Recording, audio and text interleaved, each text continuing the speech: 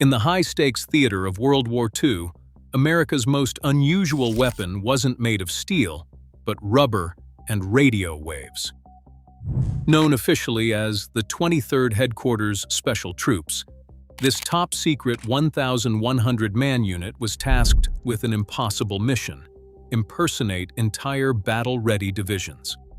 Armed with an arsenal of inflatable tanks, massive speakers, and fake radio networks, they staged elaborate optical illusions right on the front lines. Their high-stakes psychological warfare repeatedly tricked German high command into misallocating thousands of real troops. We investigate the classified history of the Ghost Army, a unit of creative minds whose illusions saved thousands of lives. Activated on January 20, 1944, at Camp Forest, Tennessee, the 23rd Headquarters Special Troops operated under the direct command of the Allied 12th Army Group. 82 officers and over 1,000 enlisted men, including artists, sound technicians, and actors, were assembled to solve a hazardous military problem on the Western Front.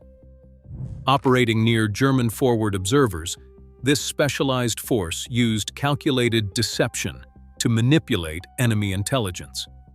Their objective was to draw artillery fire away from actual Allied units and force German commanders to make defensive mistakes. By projecting false divisions onto the battlefield, the unit functioned as a tactical force multiplier, transforming theater-level operations without firing a shot. To construct the initial layer of this illusion, the military turned to heavy industry. Under a confidential contract with the American Car and Foundry Company, factories fabricated thousands of inflatable rubber and canvas decoys, including M3 half-tracks, GMC trucks, and M4 Sherman tanks. Weighing only 93 pounds, each dummy tank featured latex-impregnated canvas stretched over a rubberized bladder. Small, two-man crews used portable K9 gasoline compressors to inflate a 30-ton silhouette in less than 90 seconds.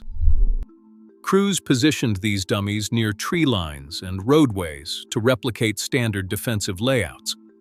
From a German reconnaissance altitude of 2,000 feet, the paint's counter-shading and reflective foil patches perfectly mimicked steel armor. Yet, empty fields left no tracks. To complete the physical proof, soldiers dragged actual, salvaged Sherman tank treads through the soft European mud, carving distinct, parallel ruts that led directly to the decoy lines.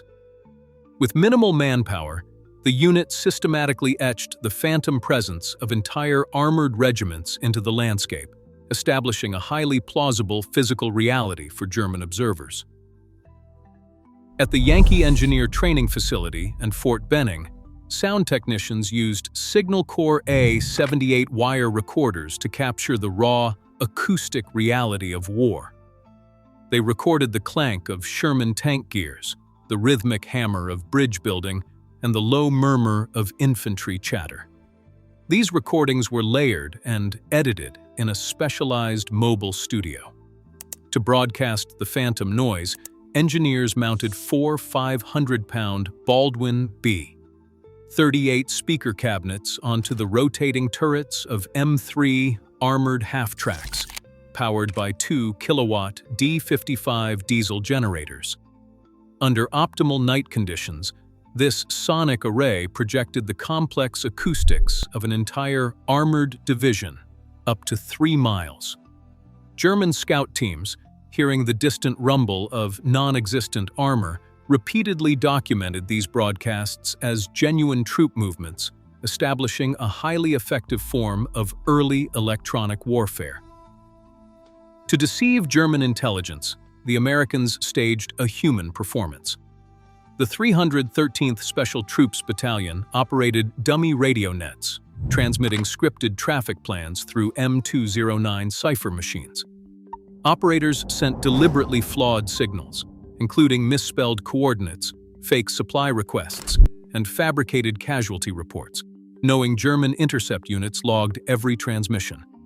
On the ground, soldiers wore false shoulder patches and painted counterfeit insignia on their vehicles to impersonate active divisions. In French villages and local bars, actors posed as careless infantrymen to seed rumors about upcoming troop movements.